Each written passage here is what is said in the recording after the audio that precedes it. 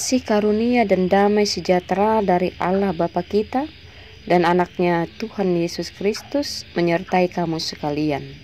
Amin. Bapak, Ibu, saudara-saudari yang dikasihi Yesus Kristus, pada hari ini, hari Senin tanggal 27 November 2023, firman Tuhan yang menyapa kita saat ini yaitu yang tertulis di Yesaya 43 ayat 25. Beginilah firman Tuhan. Akulah dia yang menghapus dosa pemberontakanmu oleh karena aku sendiri, dan aku tidak mengingat-ingat dosamu. Demikian firman Tuhan. Jemaat yang terkasih, hal mengampuni kerap menjadi kendala bagi banyak orang.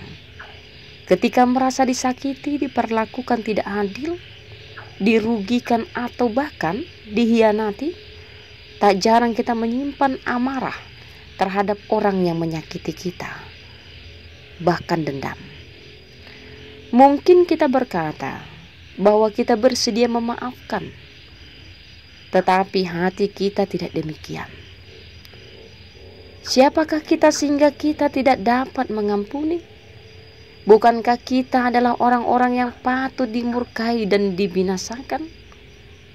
Namun Allah bersedia mengampuni kita dan melupakan dosa-dosa kita, sebagaimana seruan firman Tuhan yang kita baca melalui kitab Yesaya 43 ayat 25 ini.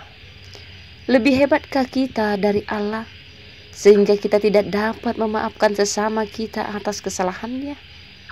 Dan apakah yang akan Tuhan lakukan terhadap kita, orang yang keras hati ini?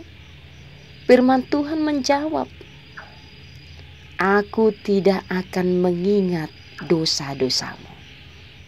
Pertanyaannya, bagaimana Tuhan bisa melupakan dosa kita?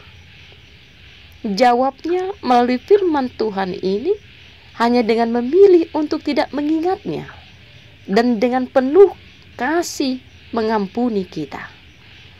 Tuhan telah melupakan dosa kita dan telah dibayar lunas melalui penderitaan Yesus di kayu salib.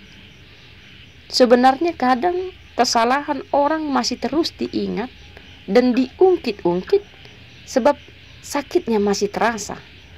Atau dengan kata lain, perbuatan orang itu masih sangat menyakitkan bagi kita. Jika demikian, solusinya adalah mintalah Tuhan menolong menyentuh hati kita, mengobati luka hati kita. Dia adalah Tuhan yang membalut luka-luka kita dan menyembuhkan kita sampai kita benar-benar pulih dan sembuh dari rasa sakit akibat perlakuan orang. Dan kita dapat mengingat atau membicarakannya tanpa merasa sakit lagi. Bahkan bagi kita, hal yang awalnya begitu menyakitkan itu bukan masalah lagi.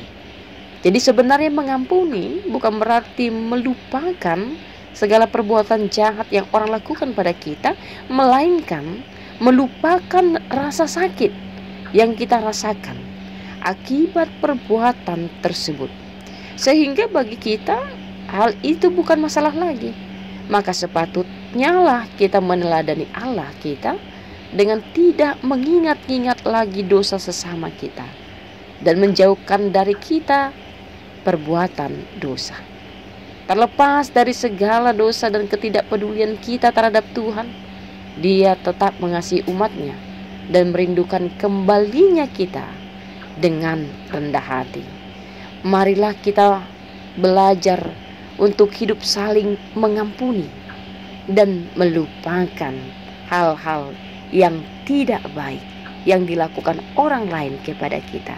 Hiduplah di dalam pengampunan Tuhan supaya kita selalu dimampukan untuk mengampuni orang lain. Amin.